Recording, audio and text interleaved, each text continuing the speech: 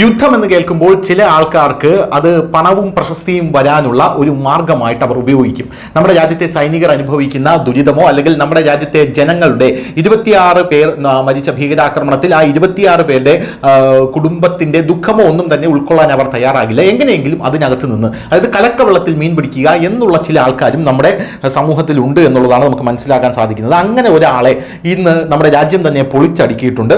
അതായത് പഹൽഗാം ഭീകരാക്രമണത്തിന് മറുപടിയായി ഇന്ത്യൻ സൈന്യം നടത്തിയ ഓപ്പറേഷൻ സിന്ദൂറിനെ ആസ്പദമാക്കി ഒരു സിനിമയുടെ പോസ്റ്റർ പൊടുന്നനെ പുറത്തിറങ്ങുകയുണ്ടായി. എന്നാൽ ഈ പോസ്റ്റ് ഇപ്പോൾ ഡിലീറ്റ് ചെയ്ത് കണ്ടം വഴി ഓടിയിരിക്കുകയാണ് ആ പോസ്റ്റിന്റെ സംവിധായകനെന്ന് അവകാശപ്പെടുന്നയാൾ. ചിത്രത്തിന്റെ പോസ്റ്ററിൽ സൈനിക യൂണിഫോം ധരിച്ച ഒരു സ്ത്രീ വളരെ ആത്മവിശ്വാസത്തോടുകൂടി നെറ്റിയിൽ സിന്ദൂരം പൂശുന്നതാണ് അതിന്റെ ഇതിവൃത്തം. പ്രശസ്ത ചലച്ചിത്ര നിർമ്മാതാവ് ജാക്കി ഭഗ്നാനിയുടെ ബന്ധുക്കളായ വിക്കി ഭഗ്നാനിയും നിക്കി ഭഗ്നാനിയും ചേർന്ന് ഓപ്പറേഷൻ സിന്ദൂർ എന്ന ചിത്രം പ്രഖ്യാപിക്കുകയായിരുന്നു. വിക്കി ഭഗ്നാനി ഫിലിംസിന്റെയും ദി കണ്ടന്റ് എഞ്ചിനീയറിംഗ് പ്രൊഡക്ഷൻസിന്റെ ബാനറിലാണ് ചിത്രം നിർമ്മിക്കുന്നത്. നിതിൻ കുമാർ ഗുപ്തയും ഉത്തം മഹേശ്വരിയും ചേർന്നാണ് ഇത് സംവിധാനം ചെയ്യുന്നത്. എന്തായാലും ഈ പോസ്റ്റർ പുറത്തിറങ്ങിയിരുന്നു. ഓപ്പറേഷൻ സിന്ദൂറിനെ ആസ്പദമാക്കിയുള്ള ചിത്രത്തിന്റെ പോസ്റ്റർ മാനവ് മംഗളാനി തന്റെ സോഷ്യൽ മീഡിയ അക്കൗണ്ടിൽ പങ്കിട്ടു.